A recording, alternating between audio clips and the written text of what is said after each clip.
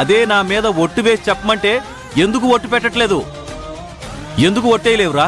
చెప్పు, ఎందుకు ఒట్టేయలేదు? ఎందుకంటే నేను తప్పు చేయలేదు కాబట్టి.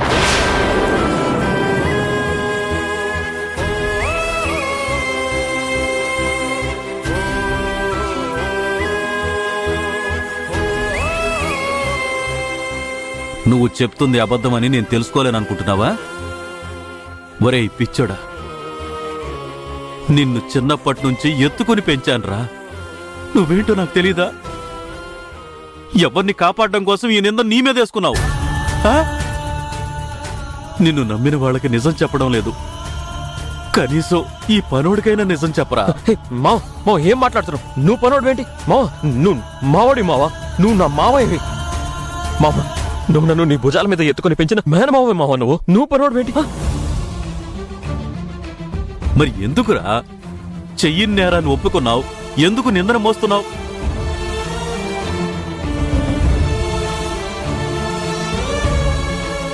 అసలు ఏం జరిగిందిరా? మామ, వేద ఆ రోజు కాలేజీ నుంచి ఆలస్యమైన ఇంటికి రాలేదని అందరూ టెన్షన్ పడుతున్నారుగా.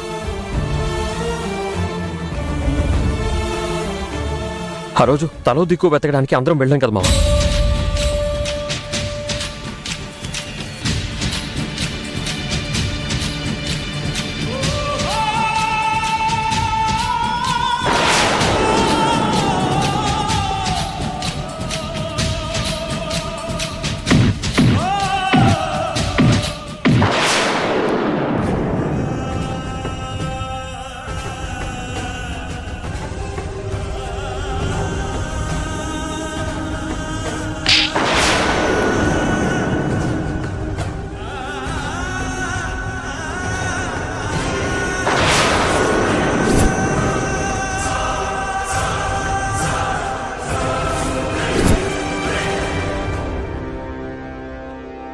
అది మామ జరిగింది. ఆ టైంలో నేను కాలేజీకి వేద కోసం వచ్చానంటే నమ్ముతారా? ఒకవేళ నమ్మినా ఆ టైం వరకు వేద కాలేజీలో ఎందుకుంది అంటారు.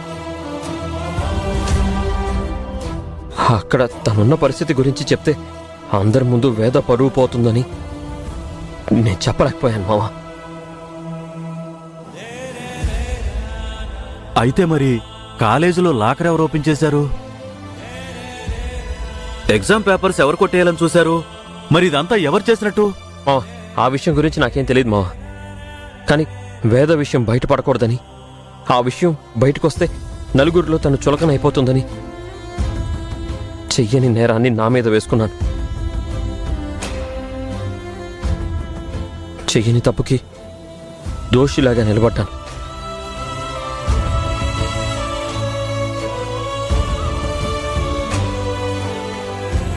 వేద నలుగురిలో చులకనవ్వకూడదని కాలేజీలో నువ్వు అబద్ధం చెప్పే బాగుందిరా. కాని ఇంట్లో మీ అత్తయ్య మామయ్య దగ్గర ఎందుకు నిజం చెప్పకుండా ఆగావు? మావ చెప్తే ఏమవుతుంది మావ? తన కూతురు మీద ఇలాంటి అఘాయిత్యం జరిగిందని మావయ్య కుమిలిపోడా? వరుసకి అత్తయ్య మావయ్యలైనా కన్న వాళ్ళకంటే ఎక్కువగా పెంచారు మావ నన్ను. మావ, చిన్నప్పటి నుంచి నా ఆలన పాలన చూశారు. అలాంటి వాళ్ళ కోసం నేనేం చేశాను?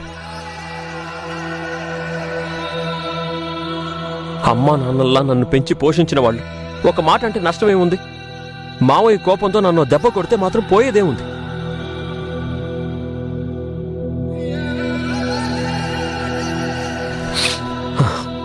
మావా, నేను కోరుకునేది వేద మంచి. దానికి నేను ఎవరికి చెడ్డైపోయినా పర్వాలేదు మావా, పర్వాలేదు.